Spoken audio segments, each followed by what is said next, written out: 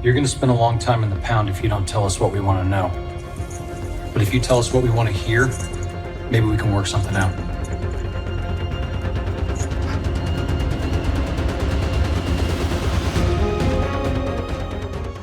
What's up, guys? It's Benny. We are finally hearing more about Lance Twiggs. Lance Twiggs is the transgender boyfriend of Tyler Robinson, who killed Charlie Kirk. And now we are finding out that the FBI protected him, that he had an FBI detail protecting him.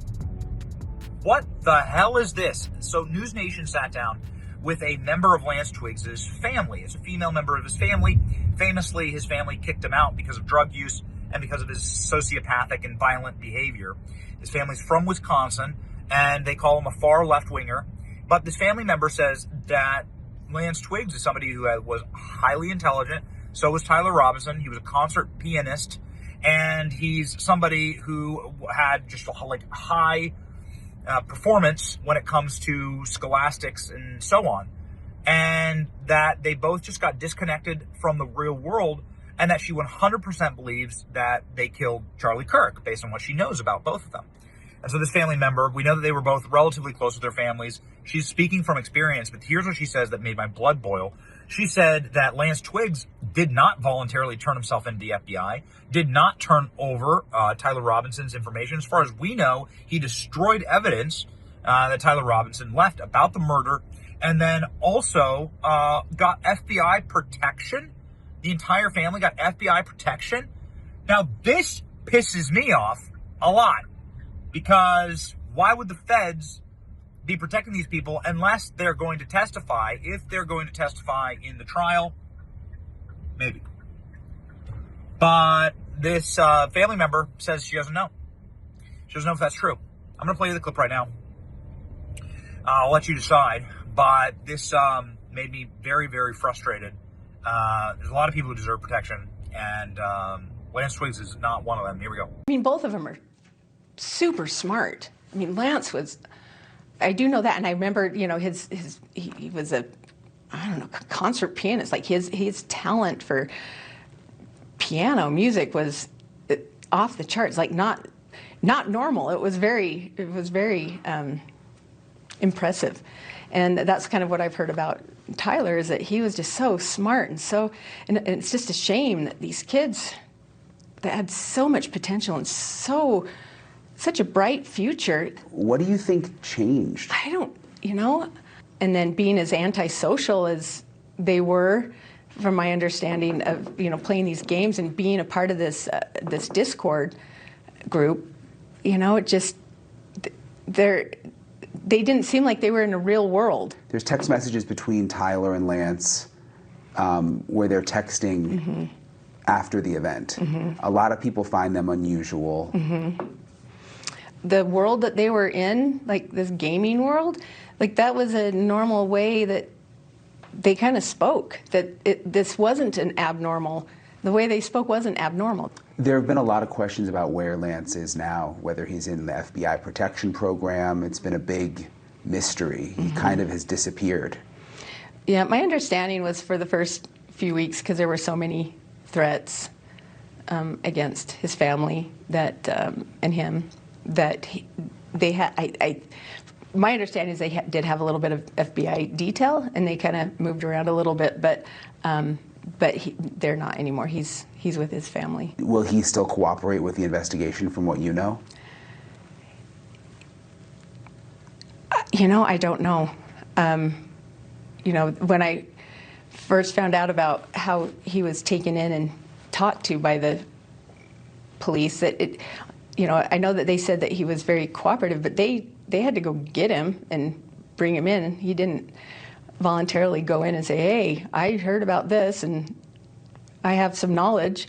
You know, he had to go in, then he handed things over when they asked for him, but he didn't give up any information until he had to. There are so many theories out there, and I'm sure you've seen them. People think other people are involved, or another government was involved. I mean, you're kind of in the middle of this. How confident are you that police have the right guy, Tyler Robinson? 100%.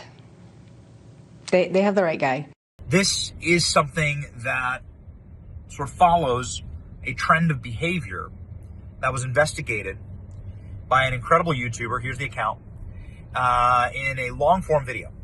Obviously, I want to give credit to this remarkable deep dive into who Lance Twiggs is and what this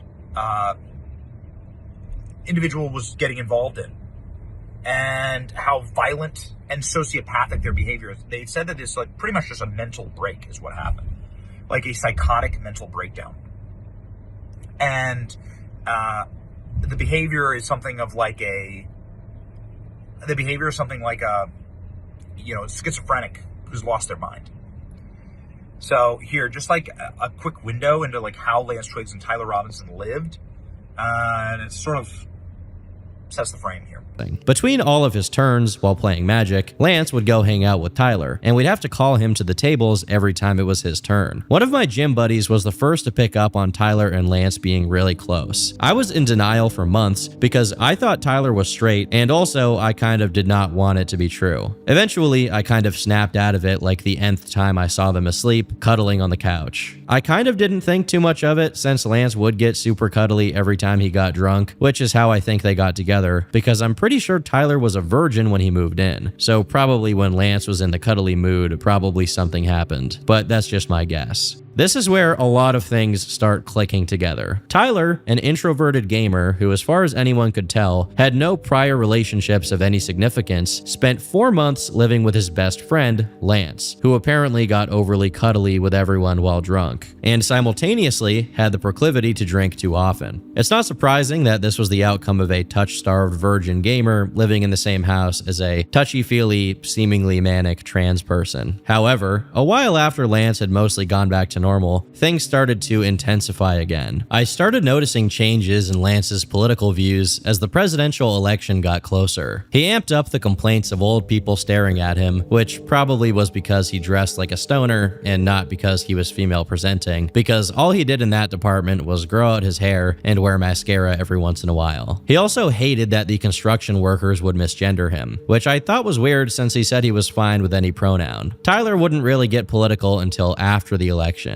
He'd sometimes just casually bring up the latest thing Trump had done and complain about what it'd do to the country, but in a very level-headed way. Before the election, Lance's friend group was the quirky LGBT group with a lot of mental illnesses. Not saying the two are linked, but that's how my friends knew them. They're the people who are in Lance's server for the most part. After the election, they became a lot more political, but not to an extremist level. By this point, I could safely say Lance and Tyler were some flavor of left-wing, while I'd become tired of politics and mostly apolitical, but never anything I thought was like dangerous. At some point, they told me about their relationship and were pretty open about it after that. It became very uncomfortable for me because while I don't think of myself as homophobic, seeing two dudes constantly make out was a bit much. Also, since Lance's room was always super messy, they would bang in Tyler's room, and I didn't like hearing it. I cannot imagine how much it sucked to be in this guy's shoes. While this is a bit out of character for Tyler, who's been consistently described as reserved, it does match Lance's behavior of being overly transparent and letting other people, even people who randomly visited him, see into his intimate life to a point where it's concerning.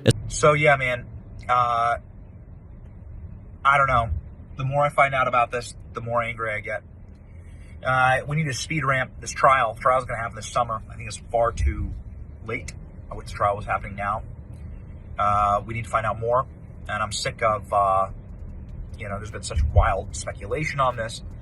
This is something that this killing has torn the country and the movement, quite frankly, in half. Charlie would hate that. He was somebody who wanted us unified to defeat the left. The left can't win on this. And so I'm very glad people are speaking out. We need more information. We need it now. Support betting. Like, share, and subscribe.